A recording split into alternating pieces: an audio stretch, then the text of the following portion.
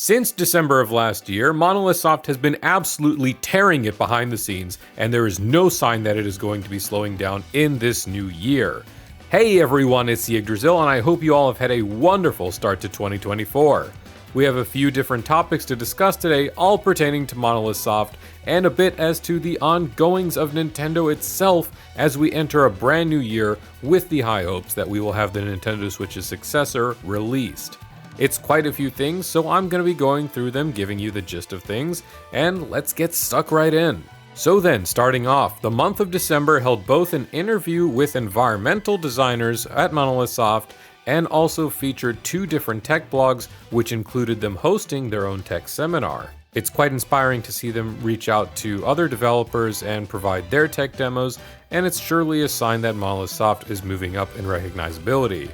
Monolith Soft has also gone on to post that they are indeed looking for new hires, specifically people with Unreal Engine experience with making AAA games, as well as lead environmental designers. So all interesting stuff right there, and I'm super interested to see what that can lead to going forward.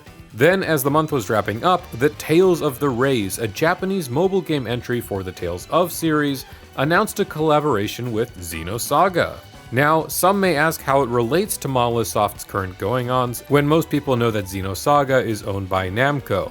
And this may be a bit too copium for some, but a lot of people have had eyes on the fact that this collab was also publicly endorsed and shared by Monolith Soft. What's more, with the ending of Future Redeemed still swirling in our heads with lots of clear indications for something Xenosaga related happening in the future, we are really just left in a teased state, wanting to see if even more Saga related news will pop up soon. Now then, the new year hit, and it's a good time to remind you all that the Noah and Mio amiibos will release this month on January 19. In case you forgot exactly what these amiibo do, they not only give you the N and M skins for Noah and Mio respectively, but they also give everyone casual versions of their regular attire. These are the 4th and 5th amiibo for the Xeno series to be released alongside Shulk, Pyra, and Mithra. What's more, Noah and Mio will also have their own Spirit Links in Super Smash Bros. Revealed by the Smash Bros. Official Japanese Twitter back on January 9, newer entries that haven't had their time in the sun will get that time to shine, as Tears of the Kingdom, Splatoon 3, Xenoblade Chronicles 3, and Pikmin 4 will all have their own Spirit Link battles before Super Smash Bros. Finishes up its active life cycle. The Spirit Links themselves are available to fight as of today, so get to it! Moving along then, January 8 had a rather interesting leak come forward. This leak is by Zippo, a relatively well-known leaker who tends to be 50-50 on getting accurate information out there. Now, according to Zippo, they are stating that a full remake is in the works for Xenoblade Chronicles X by, and wait for it, Monolith Productions. Yes, not Monolith Soft, but rather Monolith Productions, you know, the Middle-earth boys. Now, clearly, if this was word for word and not an editing typo made by Mr. Fisher who wrote this article, this already doesn't hold any weight as being credible. But that should in no way take from the fact that Monolith Soft is well aware of the fanbase's outcry to bring Xenoblade Chronicles X to modern consoles. It's one of my personal hopes as well, especially if it releases as a Year 1 title for the Switch Successor, with the pre-existing rumors of advanced ray tracing and DLSS among others proving true. Is it hopium? Absolutely, but I'm sticking to it, damn it. And that mostly covers what's been going on with Monolith Soft that we currently know of. Again, keep in mind that this is the first time in a good few years where we don't know any project that Monolith Soft is currently working on. That has already been announced anyway.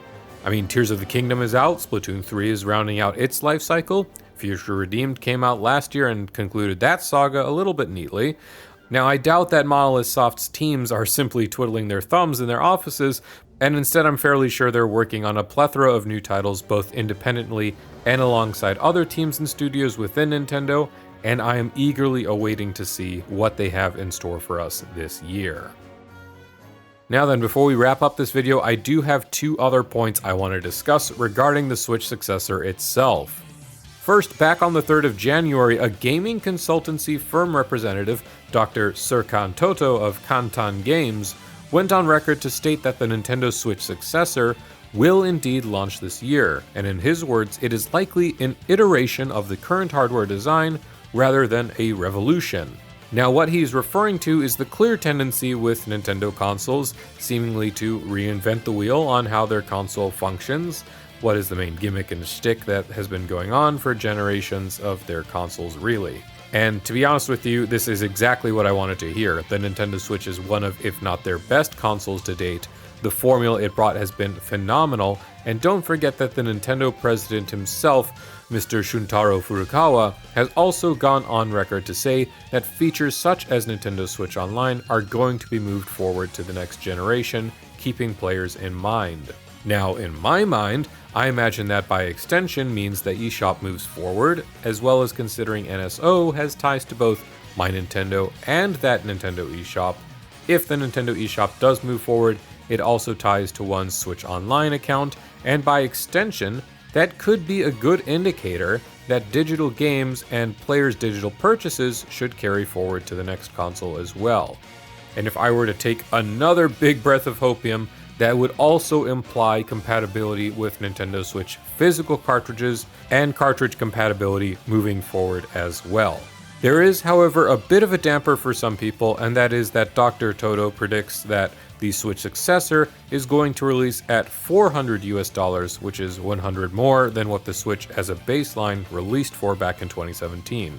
As a bit of an added sting, he would not be surprised if larger Nintendo titles continue the trend of being $70 US baseline as compared to the expected norm of 60. As for the console itself, I completely understand, and I am fine with the price increase.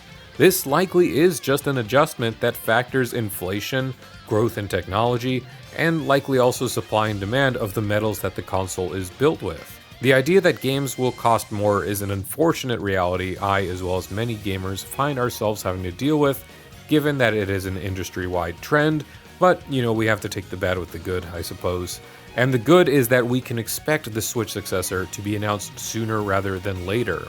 As a reminder, prominent leaks from the last year suggested that the successor will be announced and revealed by March of this year, and the latest we can expect the console to actually release would be by September of 2024.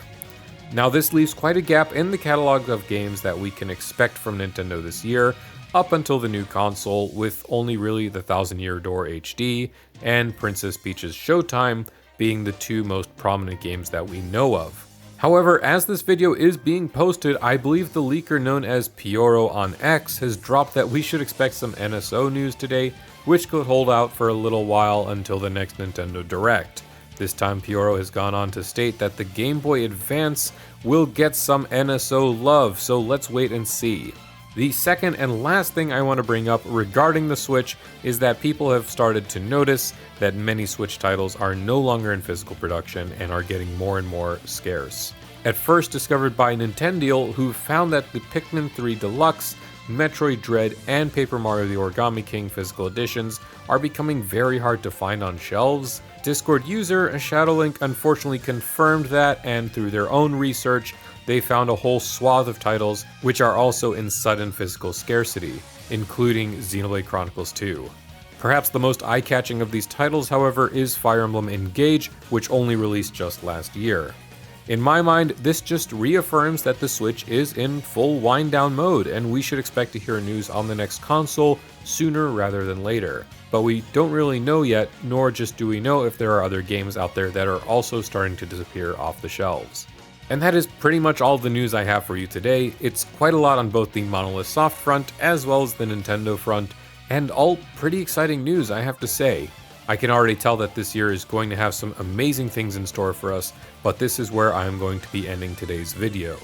Thank you very much for watching. If you enjoyed this video, well, please consider leaving a like, let me know what you think down below, and subscribe for more RPG, Nintendo, and Xenoblade content. And as always, I hope that you all have a great day.